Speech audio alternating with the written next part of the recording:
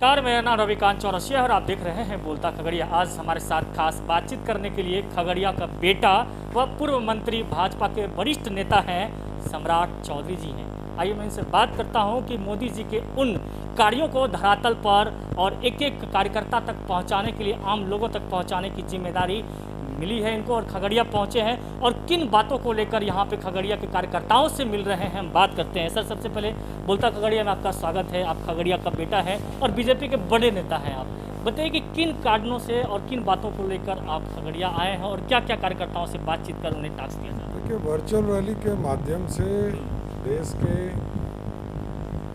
गृह मंत्री जी ने अपनी बातों को रखा है, लेकिन इसके बावजूद जो पिछले 6 वर्ष के शासनकाल में हम लोगों ने, जो भारतीय जनता पार्टी के नेतृत्व नरेंद्र मोदी की सरकार ने जो तय किया, चीज़ें बनाई, व्यवस्थित किया, उन चीज़ों को बताना भी जनता के बीच में हमारा कर्तव्य है। एक तो सबसे बड़ी चीज़ है कि जितने बड़े समस्या थे उस सारी समस्याओं को हमने अपना पूरा करने का काम किया। जो हमारे घोषणा पत्र में था, 1952 से लेकर आज तक हम 370 की बात करते थे, इस 370 को समाप्त करने का काम किया। उसके बाद राम मंदिर हमारा एक मुद्दा था कि जिसको हमने तय किया था कि कोर्ट के द्वारा फैसला होगा और इसको हम जमीन पर उतारने का काम करें। इस पर भी देश के गृह मंत्री जी ने स्पष्ट कर दिया कि 6 महीने के अंदर हम उसको समीर जमीन पर उतारने का काम शुरू कर देंगे। उसी तरह ट्रिपल तलाक था,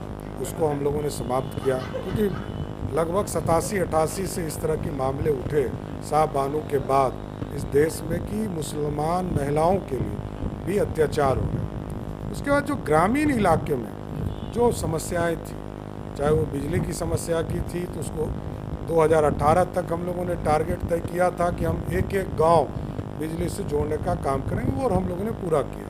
2022 तक का टारगेट है कि हम सबको घर देंगे और जो किसान है उसको हम लोगों ने तय कर दिया है कि प्रत्येक किसान, चाहे वो अमीर हो गरीब हो, जो भी आवेदन करेगा उसको 6,000 रुपया साल का मिलेगा, 2-2 हज़ार के इंस्टॉलमेंट पे 3 बार। इसी तरह 2024 के पहले, 2024 में जब चुनाव में जाएंगे तो हम पूरी तरह हम पानी के शुद्ध पानी गांव-गांव तक पहुंचाने का काम करें। जबकि नीतीश कुमार जी ने और बिहार के सुशील मोदी जी ने तमाम चीज़ों को स्थापित करने के लिए 7 निश्चय योजना भी चला।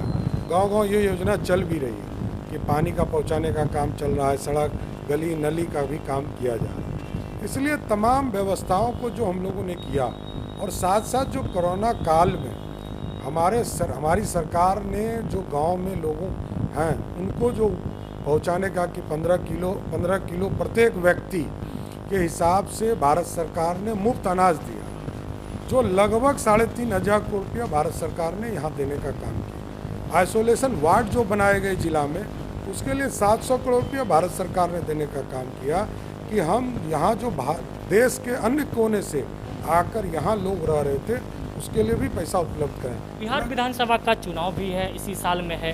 क्या लगता है कि सत्ता वापसी करना कितना बड़ा चुनौती है? नहीं, पूरी तरह 200 से अधिक सीट जीतकर एनडीए आएगी और एनडीए का स्वरूप तो और बड़ा होगा। आप देखिएगा, कुछ दिनों में आपको पता चलेगा कि एनडीए जहां 3 पार्टियां और पार्टियां जुटेंगी, इसमें कहीं दो में, लेकिन कौन लोग शामिल आएंगे? अब कौन आएगी ये तो आपको आगे पता चलेगी, लेकिन मैं स्पष्ट कहता हूं कि एनडीए का स्वरूप जो भी हो, हम 200 से अधिक सीट बिहार विधानसभा में जीत कर जाए। मकई का सबसे ज़्यादा यहाँ पर उत्पादन होता है। क्या ऐसा नहीं लगता है कि यहाँ के किसानों को लेकर के सरकार को क्रय केंद्र खोलने चाहिए? मक्का की सरकार जो मूल्य तय करती है और औने पौने दाम पे किसान आज बेच रहे हैं 1200-1000 के। नहीं, मक्का का दाम 1850 कर दिया गया। आज से 10 दिन पहले भारत सरकार ने यह तय किया कि एमएसपी की न्यूनतम समर्थन मूल्य जो होगा वो 1850 रुपया होगा, इसलिए 1200 में बेचना ही नहीं है।